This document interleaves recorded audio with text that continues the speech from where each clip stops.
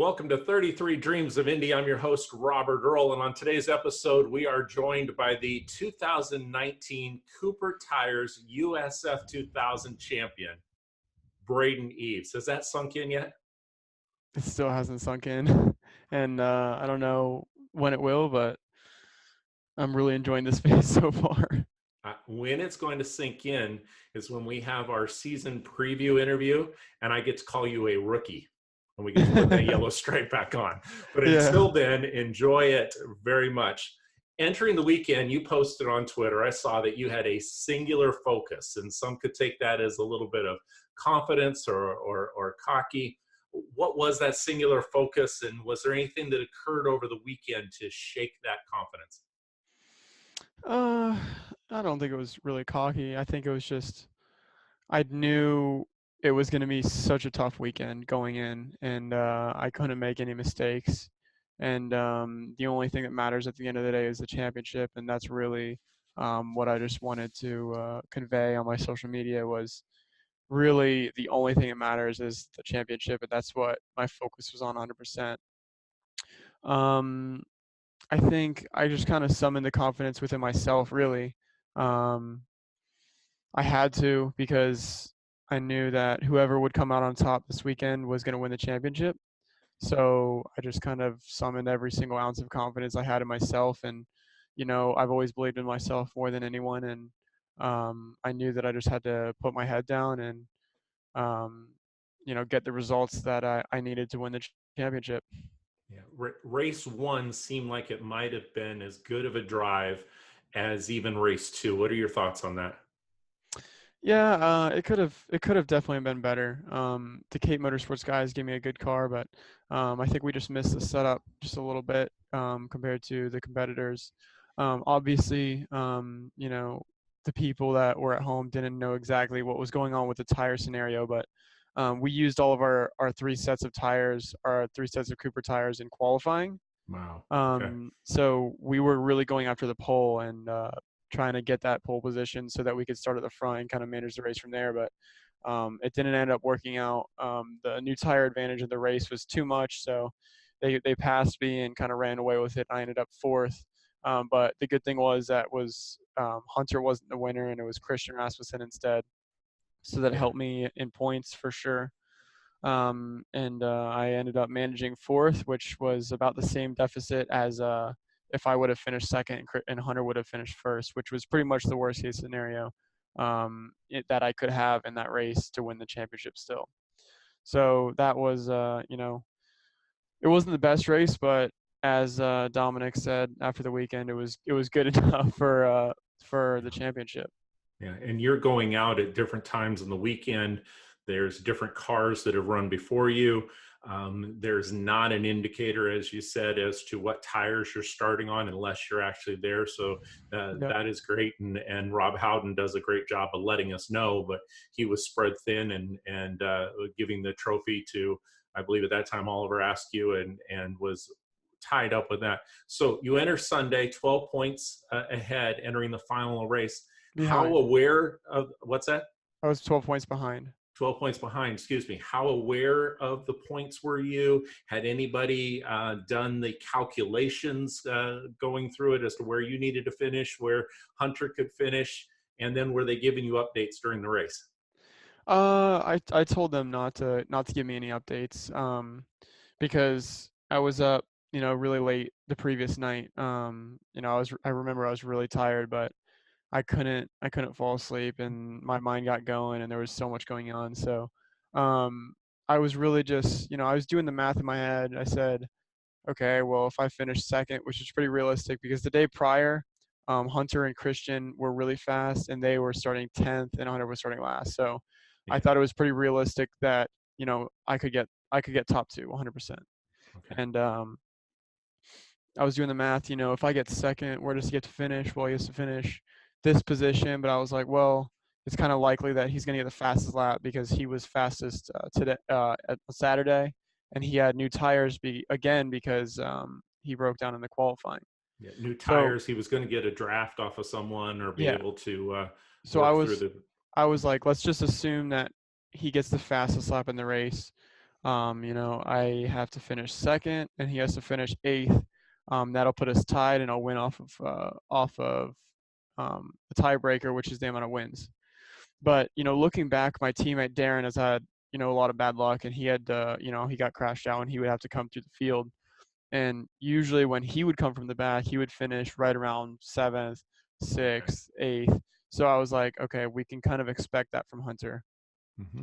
Hmm. And if he does that, then he's gonna probably win the championship if I get second. So I just had to 100% had to win the race in order to lock it in, because I knew unless there's 5 cautions, he can't get up. And even then, he probably can't get up to fourth place. It's too quick up there. It gets harder and harder to pass as you get further towards the front. So I just had to win the race, and I knew um, those around me would have better tires, so I had to get it at the start. I could hold on if I was in the lead, but I don't think, even looking back, that if I hadn't gotten in the lead at the start, that I would have been able to run them down and pass them. So Yeah. that was really the crucial thing for that race. The Road to Indy TV, Rob Howden was burning up a calculator at one point. His co-announcer was asking him, where are the points right now? Where are the points right now? And we didn't have the little graphic on the screen like the big boys do. He said it could potentially be tied right now, and then that would have gone to your victories. So that's how close it was. So the pass you made on Kaminsky, Colin Kaminsky, you must have been aware that he's played hockey with a little hip check there, and being able to go through. It was very clean racing, although I'll talk to Colin tomorrow, so we'll find out what he thought about that. But that pass on him, tell me more about it. Yeah, so that was the really crucial thing. And I remember when I was thinking through all the possibilities, not only of points, but I was thinking of what could happen in turn one, what could happen in the race, and how I could manage to win from no matter what happens. And definitely one of those things that I was thinking about was turn one. How do I get past? And looking at all the video, we have a lot of video at Cape Motorsports from previous years. 2016 and before, Mm-hmm. of races there and people trying to go on the outside, and I knew that an outside pass wouldn't work. Yeah. And he's on the pole, so I said, if anything is going to work, it's going to have to be me just shoving it in on the inside in the middle of the corner and trying to make it happen that way. And that's exactly what ended up happening. Colin was on new tires, which is definitely an advantage, but those first corners, they're not completely broken in, so the used tires are actually a little bit better in the first opening corners. And what happened was he just slid a little bit wide, and I anticipated it. I went wide, and then kind of cut it inside and was able to get to his inside. And from there, I had the line, so he had to back out. And then from there, it was just hammer down, no mistakes. Try to get a gap, try to run away, and make it so that it's like Christian the race before, where Mm-hmm. nobody can even catch up. So it looked like a Martinsville move of a little bit of a crossover, and you just said hammer, and Thor was filling up your rear view mirror. Christian Rasmussen was coming.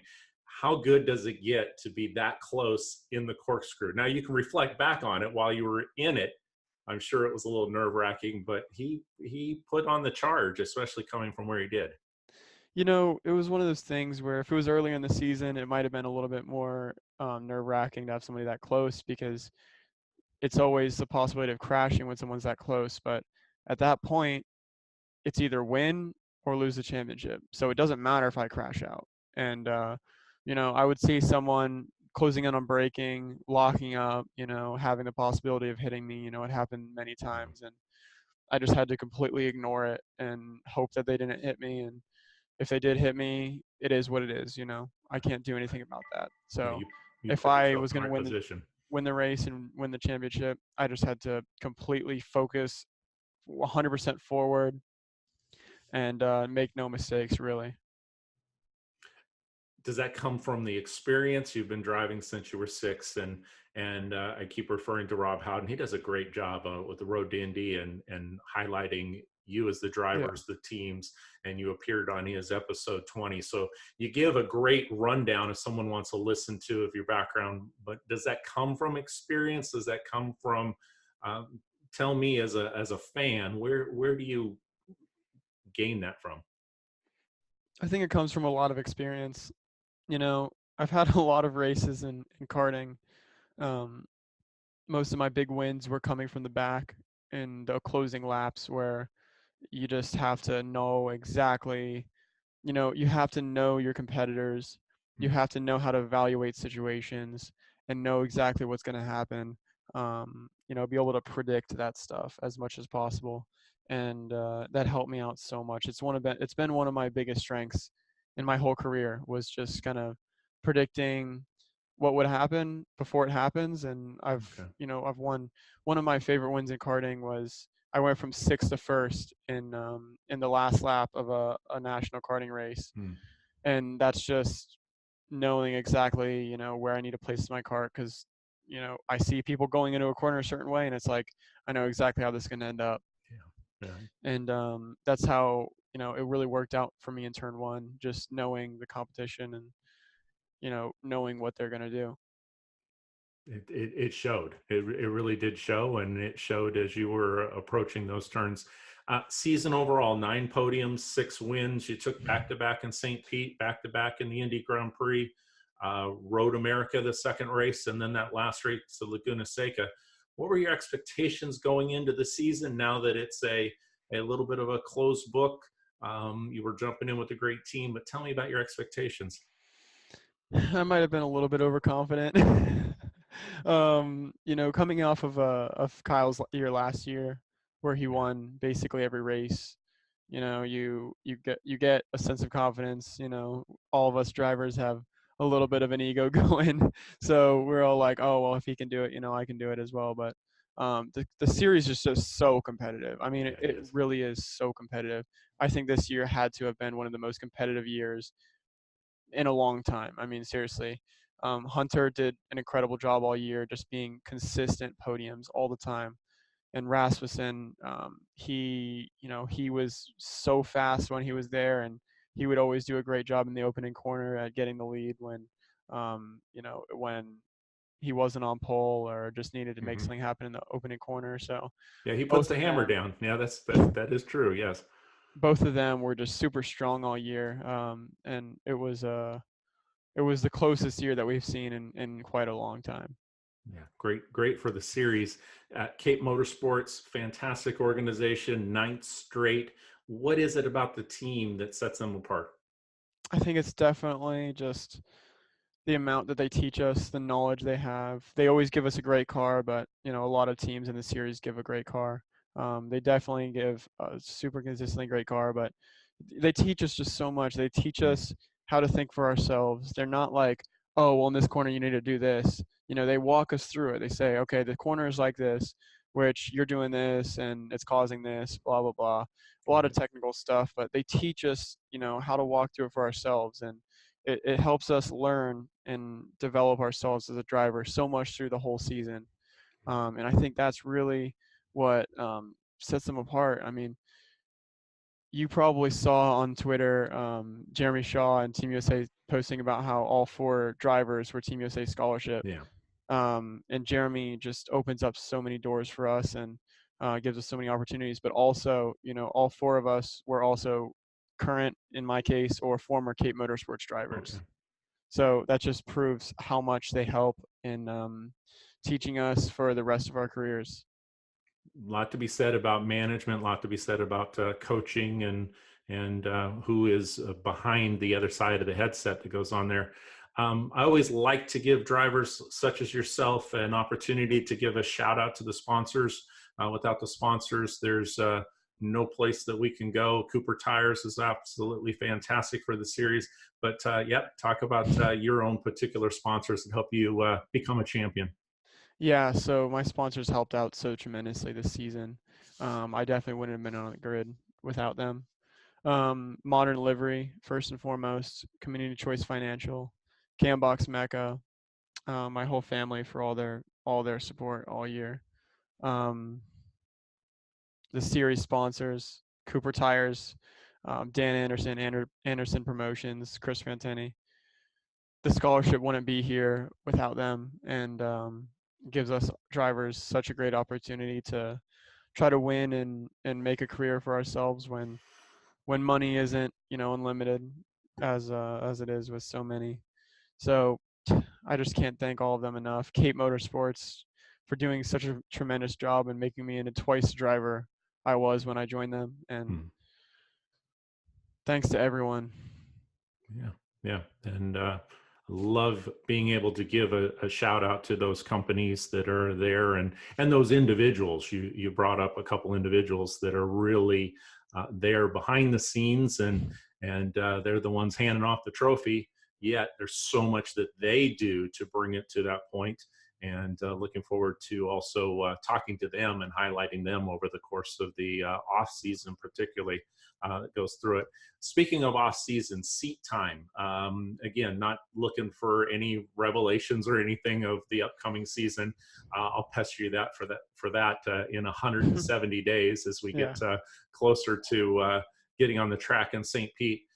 But any opportunities for seat time? You got the old go-kart out in the garage that you're going to dust off a little bit, although you can't do that as much in Ohio. You have to come down here to Florida to play around a little bit. Yeah, I'm thinking about actually doing the SCUSA Super Nationals. It's a race in Las Vegas, one of the biggest in the world. And it's definitely on the bucket list for a race I want to win. I haven't won it yet, so I'll be looking into that. I might race in that. Chris Griffiths in 4 weeks. The Chris Griffiths test the Indy Pro 2000 car for the first time. Okay. Super excited for that. Get a feel for the team. I don't know who exactly I'm going to go with for Chris Griffiths yet, but we'll see. That'll probably be announced in a couple weeks. But is that your first opportunity getting into the Indy Pro 2000 car? Yep. I haven't got a chance to test it yet. So okay. Know you were working on a little bit with I think it was your left arm and doing some things, and you talk about your gym work. Any specific programs, CrossFit, running, diet, nutrition? And I say this sometimes coming from my side of the calendar or the age versus yourself. Boy, if I could be 20 years old or younger again, I could take on the world. But anything that you focus on from nutrition and the specific workout? Yeah, so actually, like the best guys in the business are helping me out. Pit Fit Training, they train Alex Rossi, a bunch of IndyCar drivers. I can't even list them all off the top of my head, but I've heard legends of Dixon being at the top of the board of every single time, and I look forward to working out there in the month of May. At least dropping a little sweat in there. So go ahead. Yeah. They actually put together like a whole program for me. Last year, I went for a fitness evaluation after I had just got out of the hospital. Okay. And they helped me fix so many things. You know, my posture was so messed up after being in that hospital bed for 2 weeks, and they helped me, fix all that, get a training program, a regiment, and get myself back to 100% before St. Pete. So it's just been such a huge help that they've done that for me, and I definitely feel like I was in some of the best shape of my life, and I am in the best shape of my life right now. So I can't thank those guys enough for their program and all their help this year. Yeah, and it shows keeping that focus at the end of the race or over the entire weekend of being able to do it. So good on you for having that program. Dream with me a little bit. What would it mean to start in the Indianapolis 500? Oh my gosh, it's hard to think that far ahead. I try to take things one step at a time, but it's just like me thinking about winning the championship this year. It's just like I couldn't even imagine. But I'm doing everything I can to make sure it happens one day, and it would just mean the world to me to be there in Indianapolis. Got those couple wins this year, which was so special, and I can't even imagine being on the oval for the Indianapolis 500. It would just mean the world to me. Yeah, Laguna Seca is a chapel, and Indianapolis is a cathedral. Yeah. This year was my 20th straight Indy 500, and I love it. And I've never sat in the same seat for 2 years. So I've got the perspective of looking around, and just there's something special every single time that goes through it. So thanks for dreaming with me a little bit and thinking about that as you go to it. Now, most important question that I've asked so far, how do you think the Cleveland Cavaliers are going to do this year? Oh, I didn't ask about the Browns. You notice that? Yeah. Probably not too well. I don't know. I haven't followed them too much since LeBron left. Yeah. There's probably going to be another number of years before they're competitive again for the NBA championship. But I don't know. I'm a fan either way, so I'll be rooting them on. I had to wait many years for my Washington Capitals to finally come through, and a lot to be said about. I'm saying this, not you, but a lot to be said about management, organization, continuity, and coaching. You showed that with Cape Motorsports and getting the talent. When the talent's there, they win. When the talent's not there, don't care what you have. You need to have talented folks like yourself in the seat to be able to perform. So, but Yeah. I saw you had that as an interest, and you were able to do that. Any other interests that you're going to be pursuing over the off season, or is it sim time, focus, racing? I got on the sim a little bit last night. I like me some iRacing. But relaxation, sleeping at night, knowing that I have a ride for next year. Yeah. Wow. Yeah. Yeah, it's just a lot of relaxation the next couple of weeks. See my friends and family and spend time with them. It's been a really busy last couple of weeks. I think I spent probably well over like 50 hours on the sim preparing for Laguna Seca. Yeah. So it's just going to be a lot of spending time with those around me, and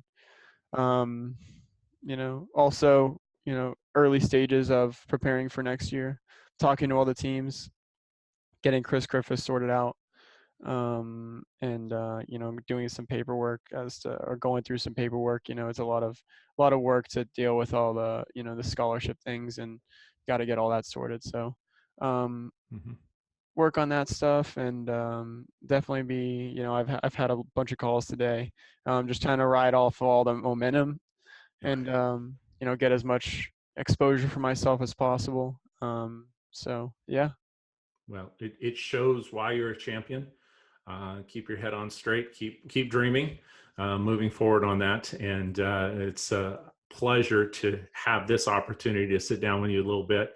Love to touch base with you after, so we say, Chris Griffin, and be able to go through that. I've got my daughter's wedding, won't be able to attend up there.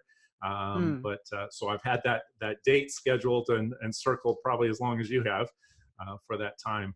But would love to be able to catch up with you, and then we'll see you here in my hometown race at St. Pete, and you'll be taking to the track in 170 days with a big old yellow stripe on your back bumper as the defending USF2000 champion, but also as a rookie in the Indy Pro 2000. I'm sure you'll do great in that.